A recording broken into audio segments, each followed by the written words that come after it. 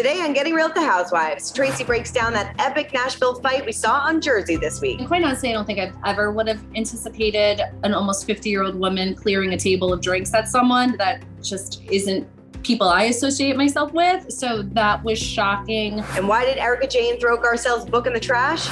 Plus, Karen Huger gives us a sneak peek for what's in store for her Bravo spinoff. When I did RHOBH, those are my friends. When I do Karen's Grand Dame reunion, that's my blood, that's my family. So it just actually got me gassed up for season 7. I'm like, we can do better. I know we can. All that and so much more on today's Getting Real with the Housewives. Hey guys, Christina Garbaldi here with Us Weekly executive producer Mandy DeCamp, and welcome to another week of Getting Real with the Housewives. Hi, Mandy.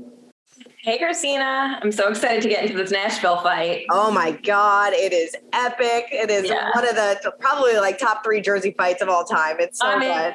In Jersey now. I'm like fully in. You were on the fence and now you are fully committed. I'm in. All right. Well, before we get into all of that and this week's news, we have to check in and see what you guys have to say about last week's show. So, Mandy, what's everybody talking about? All right. So Wendy wrote in and said, she kind of agreed with us, I think. She said Gina needs to go. I mean, we'll talk about the OC finale in a little while later in the show, which wasn't great. I mean, no, I feel like this whole season capped off a really lackluster season, but it sure did. It sure did. And Gina as Gwen Stefani, I don't know. The whole thing was just so uncomfortable, so cringe. Keisha wrote in and said, Noella is stunning. She's drop dead gorgeous. Those women are super jealous of her. Bottom line is that if she were frumpy and older, those women would find another target. I don't know if I agree with that one. I mean, yes, she's beautiful. But I don't think that that's why she's the target. I think it's because of how she acts. I agree. I mean, Heather and her were the ones who butt heads the most. And I don't think in any world is Heather Dubrow jealous of Noella. No. Like even a teeny ounce. I mean, Heather's gorgeous too. So I don't know. I totally agree with you. I don't think it's jealousy. I think it's just her personality. So, all right. Well, let's get into this week's Housewives news. Mandy, Erika Jayne is making headlines again. Oh man, I watched this like 10 times and was laughing out loud when I saw it. So Erika Jayne, of course, made headlines again this week when she threw Garcelle Beauvais' new book in the garbage, captioning the post, Garcelle, even though you unfollowed me, I'm sure you'll see this. And I'm sure she did. I'm sure she did. So after she did this, an insider told us Garcelle attacked Erika again. So that's why she did what she did. They're still feuding. Nothing's changed. According to the source, the former Broadway star was irked when her co-star promoted Love Me As I Am with a clip from the upcoming season of The Real Housewives of Beverly Hills. In the video, Beauvais tells the singer, I don't have to make you look bad. You can do that on your own. Garcelle shared that clip via Instagram, adding the caption, you know how else you can look bad all on your own? By not pre-ordering your copy of #LoveMeAsIam before it comes out on Tuesday. Earlier this year, rumors of a feud between the pair began when eagle-eyed Bravo fans noticed that Beauvais had unfollowed her co-star on Instagram. After a fan account notified her of the change, she replied in the comment section, well, let me unfollow her back. So, I mean, what do you think? Do you think that was a crazy move to throw her book in the garbage can? I mean, yes, but now I'm like, I cannot wait for May 11th and I cannot wait for this season of the show. Maybe it's just some really good promotion by these ladies. That's what I was thinking. I was like, wait, did Garcelle ask her to do it because she wants to promote her book? Because it kind of her book. It does. It made me interested. It's so funny. But yes, it seems like the two are feuding. I mean, we spoke to Garcelle a few months back about how she unfollowed Erika. She didn't really think that it was going to be a big deal and that a lot of people were going to talk about it. But yes, of course, if you're going to unfollow one of your co-stars, everybody's going to be talking about it. No, it's good. This season's going to be great. It's going to be so good. Well, Vicki Gunvalson's ex-fiance, Steve Lodge, has married Janice Carlson in what he called an incredible wedding, marking his 4th trip down the aisle. He captioned a video on Instagram saying, perfect weather, spectacular view, wonderful guests, memorable ceremony, sensational food, and plenty of wine. And of course, my beautiful wife, that comes last. All made for an incredible wedding. Thanks to all that helped make it one of a kind. We are now Mr. and Mrs. Steve Chavez Lodge. Now, the politician who ran for governor of California in 2021 couldn't help but show off the breathtaking view. Said, we are married, he announced in the clip, panning the camera over to Carlson. in her wedding dress as the two smiled and kissed in the glow of a neon sunset. Picture perfect. Now, of course, Vicki and Steve called off their engagement back in September of 2021 after 6 years of dating. Just 3 months after their breakup, he popped the question to Carlson. So how does Vicki feel about all this? Well, in a Twitter statement, she wrote, "People have been asking me to make a statement about my ex-fiance's recent marriage. Here it is. I wish them the best. I'm just so thrilled and relieved it wasn't me at the altar with him." Yay, Vicki. Of course, she is now happier and couldn't be. She's got a new man in her life. She told Access Hollywood that he's the first man that has ever really treated me to anything. He's like, "I got that. You're not paying for that." I'm like, "Are you like real?" He's freaking incredible. I mean, it's got to be hard for Vicki, though. You know, you date somebody for 6 years, and 3 months after you break up, he's engaged, and a few months later, he's married. Yeah, no, it's insane. I mean, I have a lot of thoughts about, like, one, Vicki, you do not need to make a statement. Yeah. You just don't. Like, maybe silence is golden here. Mm-hmm. Yeah. No, I don't know that you need to always have an opinion on your ex's life. Like, maybe it would be, the big girl thing to do to just kind of walk away and keep your head up. But also, like, why is he posting? Like, he's just so showy and stuff now. Like, why is he posting this video? And I don't know. I guess he's happy. So good for him. Yeah, I guess he's happy. It's but like I said, 6 years and then just a few months later, it's got to be difficult to see, but hopefully she's happy in this new relationship. She's got Real Housewives of Ultimate Girls Trip coming up soon. So we're going to probably be seeing and hearing a lot more from Vicki in the next few months. Yeah, which I'm excited for. Totally. Yeah. Well, we recently caught up with Crystal Minkoff at the Kids' Choice Awards, and she spilled some tea on the Kyle Richards and Kathy Hilton apparent feud. I don't know if we should call it a feud, whatever it is. So she told us, "I'm going to clarify the birthday. I was invited to the birthday. I couldn't go. Kyle and Kim Richards have a different group that they hang out with. So I think the show makes it feel that that's Kathy's crew. But she had multiple birthdays. That was just one birthday. We all have 5 birthday lunches. I don't have 5 birthday lunches. I don't have 5 birthday lunches, but I'm not in Beverly Hills, but I'm sure they do. Yeah, I probably would if I was Kathy Hilton. Right. So at the time, Kyle had told us that she couldn't make it to the dinner because she was still filming, but Crystal actually clarified that, or claimed that her co-star had a separate birthday event that Kyle did attend instead. She said, "I wouldn't invite my brother to everything of mine. You go to the one thing that makes sense." That group wasn't necessarily a Kyle group. They have their own crew, their family and their sisters, and there's no way that my family could keep it perfect all the time. And when you're on a reality show, you're going to show the ups and downs of it. Most people get to show the ups. Social media is up, perfect. When I fight with my brother, I'm not posting it, right? And then when you put yourself in this situation out there, it's going to come out, but they love each other. I mean, I kind of agree with Crystal. Yeah, that makes sense. I mean, I'm not inviting my sister to, every dinner out with my friends. So I don't either. Yeah, that totally makes sense. And I get it. And, we'll have to see. Kyle and Kathy have had some issues in the past where they didn't talk for a long time. Yeah. So hopefully that doesn't come to that again. But we'll have to wait and see. And I wonder if Kim's going to make any appearances this season. I really hope so. And I feel like for some reason, Kim and Kathy are closer than Kyle and Kathy, which I think could make for an interesting dynamic. Oh, God, yes. All right. Well, let's get into this week's episode of Jersey. It was intense, this Nashville fight. We'll talk about that in a second, but let's rewind to the beginning where Teresa moved out of her house that she shared with Joe Giudice for so many years. She moved down the street with Louis, and it seemed like, the girls had some mixed feelings about it. Yeah, I mean, I was sad. I was too. I'm pregnant right now, so I'm a little emotional. But I was like, this is really sad. I feel like we've all watched that house for so long on this show. And my one question, though, is did Louis already own that house? Is it like... No, they bought that house together. And then they renovated. I think they renovated it, and then they moved in together. So, it seems like they put a lot of thought into it. Each kid, had their own, special room. And, I'm sure it's a big adjustment for the girls. Of course, they're also moving in with not just Louis, but his son. So that had to be an adjustment too. Yeah. So hopefully they're doing well. I mean, we haven't really had an update about the living situation. I would love to ask, but what did you make of Louis's house gift for Teresa? Oh, it was very nice. I saw a little bit of a different side of Louis this week, which I liked. I felt like, especially seeing him with his son, I felt like that really made him look better and look, more relatable and human. And took us further away from that crazy beach viral video of him. Even Louis with Teresa's girls too. It seems like they really like him, and they're affectionate towards him, and they're happy that he makes their mom happy. Yeah. So I'm not shipping them yet, but I saw a different side of Louis that definitely. What do we think about Frank moving back in? I just don't get it. Why are they not together? No. And if they're not together, can we stop showing scenes with them together? I just don't get it. Yeah, I don't get it. I mean, I guess people love them as like a friend co-parenting goals, but I mean, I do. I kind of want them to get back together. Even though she says, she swears up and down it's never going to happen. I mean, it's been 25 years since they got divorced anyway, so I think that ship has sailed. But still, it's an interesting dynamic. I thought it was funny that they put him in the room with the chinchilla. Yes. I was like, I would rather sleep outside. Thank you. No, seriously.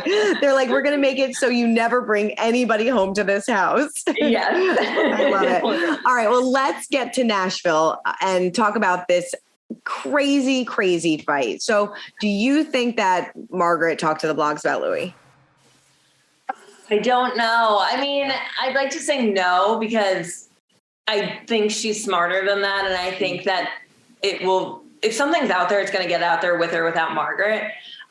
So no, I don't think so. But what I'm confused by is Teresa's so certain that I need to know more about why she's certain. It just seems like this kind of came out of nowhere. Like, why is she all of a sudden so certain that this was Margaret? Yeah. It is a little strange to me, unless she's just like has it in her head and is like, I know that Margaret did it. But Margaret and Teresa, if you've watched previous seasons, they've always been friends. Like, and Tracy says it in our interview as well. Like, they have a long history together. Margaret has always had Teresa's best interest at heart. And that's what she was doing here. She just wanted to make sure that she checked out Louis' past.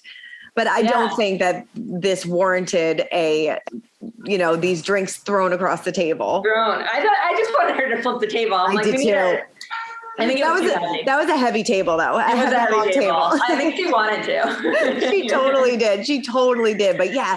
And then she just went off, with the see you next Tuesday remarks. And this was white trash, disgusting liar. I mean, both of them kind of going back and forth. This was kind of crazy. Yeah. Margaret said, I'm glad you're not still on parole. It was ugly, really bad. Really ugly. And I don't know. I need more details, guys. If you have them, tell us. Right. And how do you think kind of Louis handled this situation? And even like Melissa and Joe, it's just, I feel like Louis never gets the chance to defend himself and speak for himself. And, it's just, he's just kind of going along with it. I would love to know his opinion on it, actually. Yeah. That's a good point. I wish they had shown more of that. Mm-hmm. I think Melissa and Joe going with Teresa was a nice sign that, we're family and we're going to stick together, even though we think you're a lunatic right now. Right. Yeah. I think Melissa was like, I know how this would end if I did not leave with Teresa, and I just don't even want to deal with that. Totally. It was crazy. Yeah. But it's like, where do you go from here? I can't see them mending this friendship anytime soon. No, I don't. I mean, Teresa truly believes that she went to the blog. Yeah. So unless something comes out that says she didn't and she can prove it, I don't know. Yeah, I don't know either. Ugh. Yeah. Ugh, so good though. So good. All right. Got to get into the OC finale. Happy it's the finale? Yes. Definitely happy. I just felt like it's a lot of gimmicky things, which I hate the gimmicky things in Housewives. I understand that they need to do it a little bit to fill time here and there or to lighten it a little bit, but it's just too much. For one, we had the whole Tommy Knocker donation. So dumb. A waste of 5 minutes of your life. Yeah. Sorry, my dog. That was a waste of time. Yep. The whole bear thing from last week carrying into this week. It wasn't that funny of a prank. It wasn't. I just feel, like you said, it just feels like they had nothing. So they're just filling time. And totally. That's what this whole season was. It really was a lot of nothing moments kind of strung together, as terrible as that sounds. I mean, we love OC, but they've said it time and time again, this was a transitional season, but I feel like a lot of these women have to transition out of the show. Yeah, I agree. Noella being one of them. We saw her like cleanse again. I'm like, how many cleanses is she gonna have this season? How many? Like, I'm done. I don't need to see it anymore. Don't need to see it. And then we get to that store when they're shopping, and Shannon and Gina kind of go at it, but then quickly repair. I don't know. Right. It was just like also like a nothing fight. Like, oh, you're mad that you're not my friend. Are you my friend? What's going on? Am I part of this core four? Like, what's I know. I like, it seems like they're fine now and hopefully they can move forward. But it just also seemed like this was like building up to this big moment that really never happened. The only part that I really liked in this whole episode was the kind of the vow renewal with Emily and her husband. Yeah, bizarre and out of nowhere. I right. It was. Only Gina was there, I think. It was nice. Yeah. She looked beautiful. She did. She looked beautiful. It also shows like if just Gina is there, it just shows that probably Emily and Gina are the only ones, we've talked about this, that are like actual true friends on the show. So true. That's so true. And it's so apparent. Yeah. And you never see that. And that's why it doesn't work, I think. Yep. And then, oh my God, this song at the end. What? Sometimes things make me cringe so bad that they make me feel ill and actually make me feel sick. Yeah. I was like, I can't watch this. I feel sick. It was so uncomfortable. Oh my God. I would love to know what everybody in the comments has to say about this moment. I mean, are they going to be releasing this song? Like, what? I love that it's written by Richard Marx and Daisy Fuentes. Like what goes on? What goes on? Oh my God. And then, we got updates on everybody at the end. Noella is now dating her twin flame. I'm so glad she's, I guess, Megan Fox. Megan Fox 2.0. So I guess we'll have to see what happens at the reunion. If there is a reunion, we haven't seen a trailer yet, but I'm sure some things will get wrapped up. Yes. Yeah. All right. Time for real talk. And we recently caught up with Jersey's Tracy Johnson, who opened up about that crazy fight in Nashville. Take a look. Oh my God. Everything kind of comes to a head when we go to Nashville. Oh, it's a wild ride. It's a wild, wild ride. I mean, did you ever see this coming between Margaret and Teresa? Like, you were kind of in the crossfires of everything that happened. I know. I didn't blow up. Yeah, I did not see that coming. Quite honestly, I don't think I ever would have anticipated an almost 50-year-old woman clearing a table of drinks at someone. That just isn't people I associate myself with. So that was shocking. And what Marge was saying wasn't something that warranted that reaction. Mm-hmm. Yeah, I mean, it was a pretty shocking reaction. I think everybody, including probably everybody that was in the restaurant. Oh my God. I mean, how were you? You see kind of a lot of the girls kind of banding around Marge after that. I mean, what was kind of the vibe? What was kind of going on behind the scenes when that happened?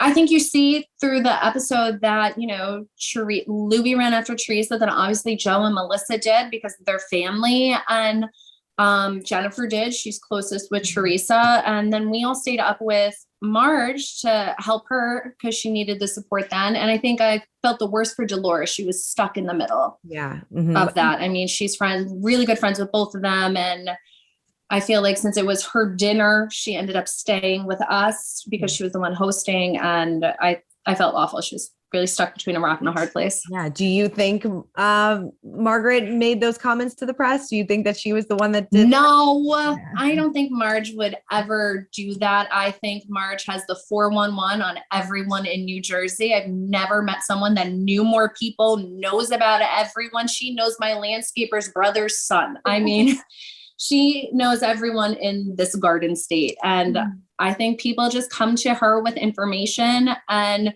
what she does with it, she does, but she would never, ever give information to the press about Louis because Teresa was her friend. She only wanted the best for Teresa. I was going to say they have been friends for quite some time. I mean, they've been really good friends. And I think Marge's intention was always just to make sure Teresa inquired about Louis' past and didn't just put blinders on. And unfortunately, Marge's intentions backfired on her.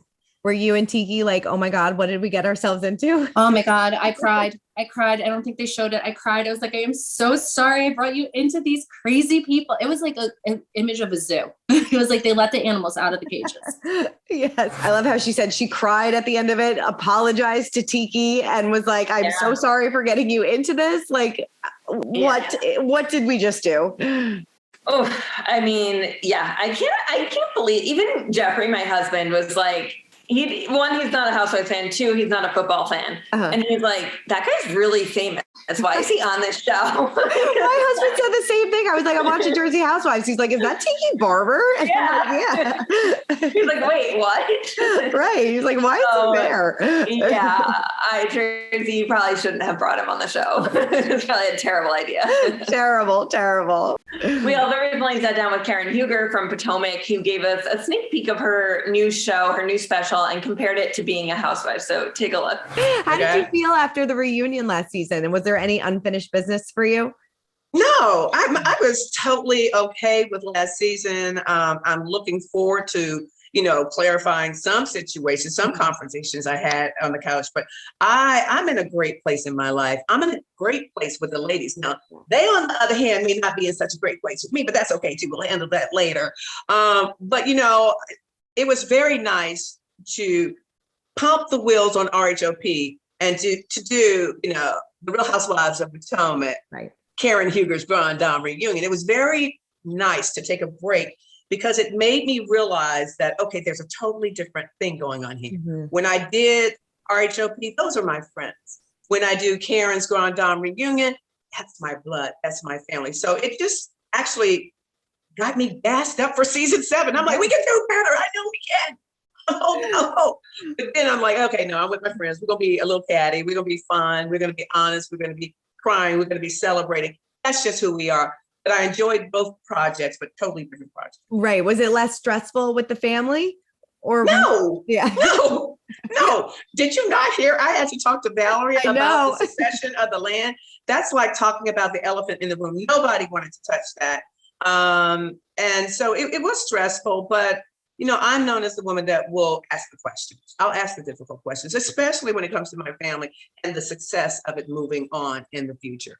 Yes. Seems like, filming with family is equally as stressful as filming with the Housewives. I love that it's like a Housewives version of Succession. I'm into totally that. Is. Like, even like down to the music, to the opening, it is like full on Succession. So if you guys have a chance to catch it on Sunday night, make sure to tune in. All right. Well, let's get into our social spotlight of the week where we discuss which Housewives caught our attention on social media. So who caught your attention this week, Mandy?